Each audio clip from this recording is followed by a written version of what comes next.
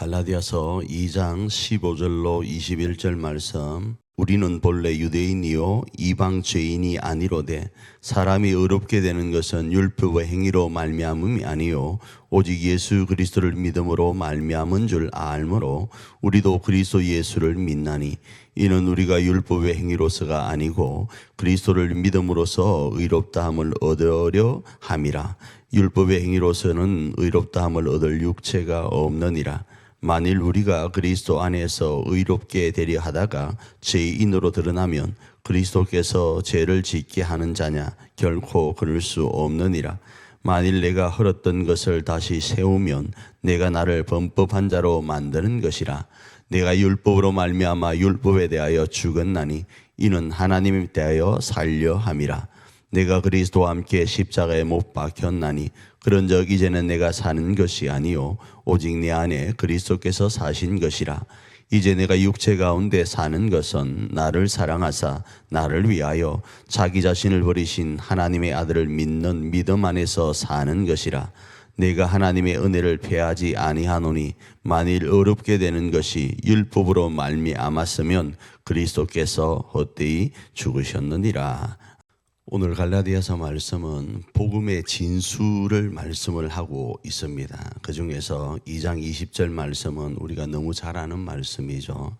자, 복음이 뭔가? 복음은 율법의 행위로 의롭게 되는 것이 아니라 믿음으로 되는 것을 말씀하는 거예요. 자, 그 믿음이 바로 예수님이 그리스도이시다라는 거예요. 예수님이 그리스도로 이 땅에 오시는 모습이 성육신, 십자가 사건, 부활과 승천과 다시 하나님 보좌 우편에 앉으시고 다시 오시는 것, 그것이 바로 예수님이 그리스도가 되신 것을 우리가 믿는다고 할 때의 믿음이고 이것을 우리는 복음이라고 하는 겁니다. 자, 두 번째 복음은 뭔가? 예수님을 그리스도로 믿는 믿음에는 유대인이나 이방인이나 하나라는 거예요. 이 복음에는 이게 너무 중요합니다. 왜 그런가 하면 이 복음은 하나님과 사람 사이에 막혔던 담을 허무시고 하나님과 사람조차도 하나 되게 하신 데 있거든요. 자, 그러니까 하나님께서는 하나님과 사람 사이를 하나 되게 하실 뿐 아니라 사람과 사람 사이도 하나 되게 하시고 자연과 사람도 하나 되게 하셨어요. 그래서 우리가 이런 찬양이 있었지 않습니까? 독사굴에 어린이가 손을 려도 물리지 않는 거예요. 그게 그런 겁니다. 자, 그런 상태에서 이런 믿음에 대한 복음에 대한 것들을 바울과 베드로가 나누었다라는 거예요. 그래서 그 나누고 어떻게 했죠? 친교의 악수, 우리가 그걸 서로 인정하고 하나 되자. 그래서 베드로는 유대인, 바울은 이방인의 사도로 쓰임받자. 여기에 할례는 억지로 행하게 하지 말자. 왜? 이 할례가 구원을 주는 것이 아니기 때문에. 자, 그런데 어떻게 했다고요? 이 안디옥에 베드로가 와서 바울의 눈에는 외식했다. 이 외식은 이 바울이 볼 때는 헐었던 것을 다시 세우는 거예요. 다 이제 버리고 청산되었던 걸 다시 옛날로 회귀시키는 것과 같은 거예요. 이 말은 이 바울이 볼 때는 복음의 본질을 훼손하는 것으로 여기는 거예요. 복음의 본질을 우리가 아까 말씀드린 그걸 가리켜 단순하게 사자성어로는 이신칭의라고 하지 않습니까? 그 이신칭의를 훼손하는 겁니다. 그런데 이런 이신칭의를 훼손하는 일련의 사건들은요, 우리가 살아가는 삶 가운데 너무 많이 있어요. 너무 많이 있다고요. 정치적으로 사회적 이유 때문에, 국가적 어떤 문제 때문에, 교단 때문에, 그리고 선후 관계 때문에 이런 일들이 비일비재하게 일어납니다.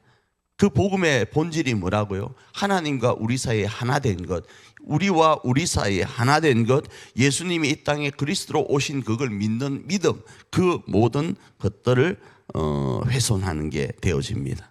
자, 이러할 때 오늘 바울이 한 가지 제안을 하는 게 있습니다. 그 해결 방법을 제안을 하면서 이렇게 이야기합니다. 오늘 우리가 읽은 2장 20절에 이렇게 말씀을 하죠. 내가 그리스도와 함께 십자가에 못 박혔다.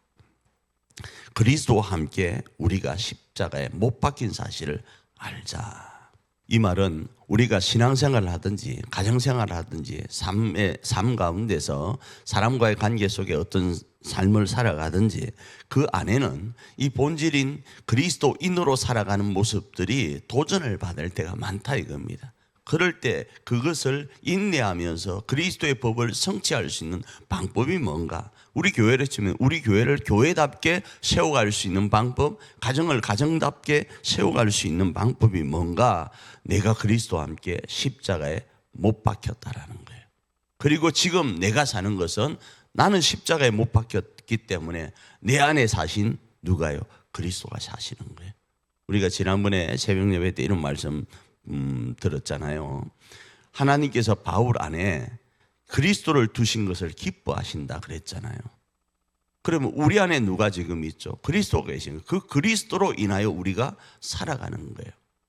또 그리스도와 함께 십자가에 못 박혀 죽었다 이 말은 죽었다라는 거예요. 말 그대로 우리가 죽었는데 죽은 시체가 어떤 말을 할 수 없는 거예요. 이 사실을 계속 명심하자 이겁니다. 이 말은 내 육체를 십자가에 날마다 못 박는다라는 거예요.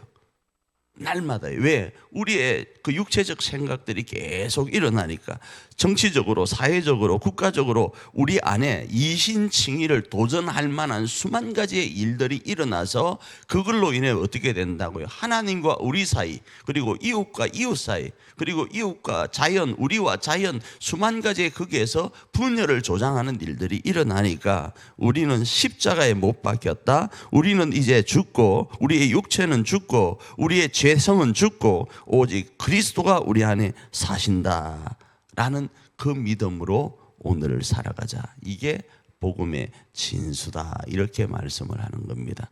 이 말씀을 오늘 우리의 삶에 적용하기를 원합니다.